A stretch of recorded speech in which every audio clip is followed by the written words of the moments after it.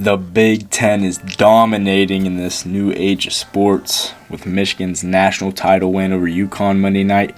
Marks the first time a school from the Big Ten won the national championship in basketball in 26 years. The last time the conference did win a national title in men's basketball was with Tom Izzo and the Michigan State Spartans in the year 2000. The state of Michigan is just a basketball factory. This was just a big thorn in the Big Ten side that they finally got rid of. After 26 long years, the conference finally had a champion in the second largest sport in the country. But not only did the Big Ten win the men's side of the bracket, but the UCLA women's team just won their first national title.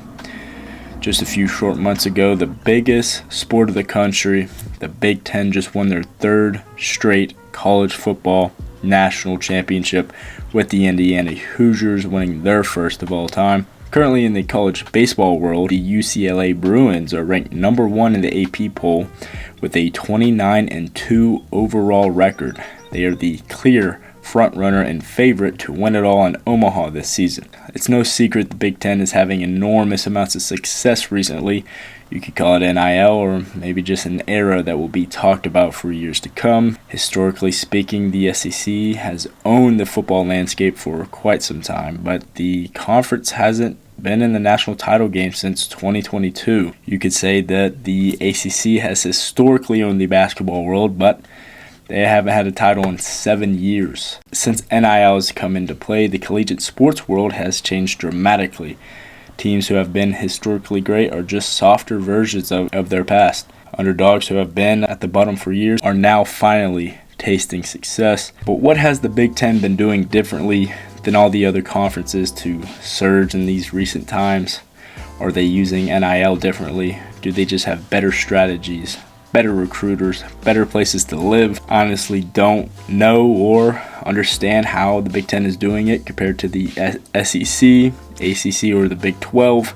These other power conferences definitely aren't doing something correct. I don't think it is just a coincidence that the Big Ten is having so much recent success in the 3 major sports. Sure, I mean, the SEC is still dominating baseball. The Big Ten just won their first title in over 26 years in basketball, so it's not like they are dominating in the past 5 years or so, since NIL has been a factor. But since on NIL, you could tell that the Big Ten merging with the Pac-12, you could say, just has had more success. Now, this could be because they have 20 teams in their conference, or maybe just that the Big Ten is just better now that the NIL has been introduced. Now teams are able to pay players compared to just the powerhouses of the country like Alabama or the Ohio States of the country. It's much different now.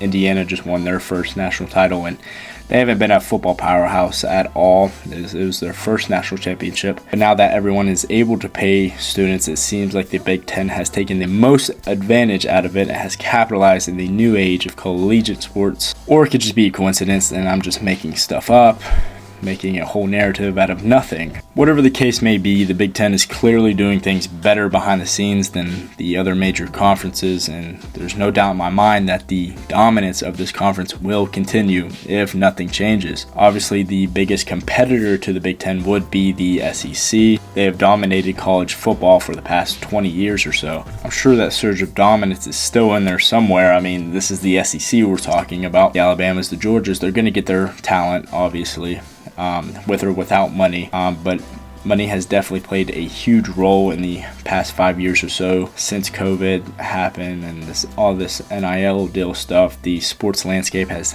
changed drastically. Obviously, it has not gone the SEC's way. Now in basketball, the SEC last year did phenomenal. They had 2 teams in the Final Four.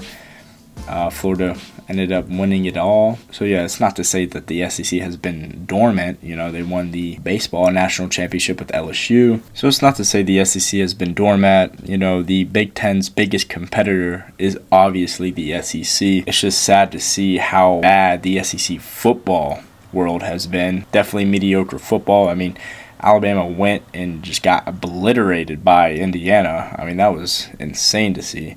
Never thought I'd see that in my life, really. Basketball was still competitive this year, but no teams in the Final Four, so definitely a little bit concerning. Baseball, it's not doing terrible, but teams like Tennessee, LSU, and Arkansas aren't doing the greatest this year. Definitely a fall off. Obviously, Tennessee losing their coach to the MLB. Arkansas is definitely a question. Same with LSU.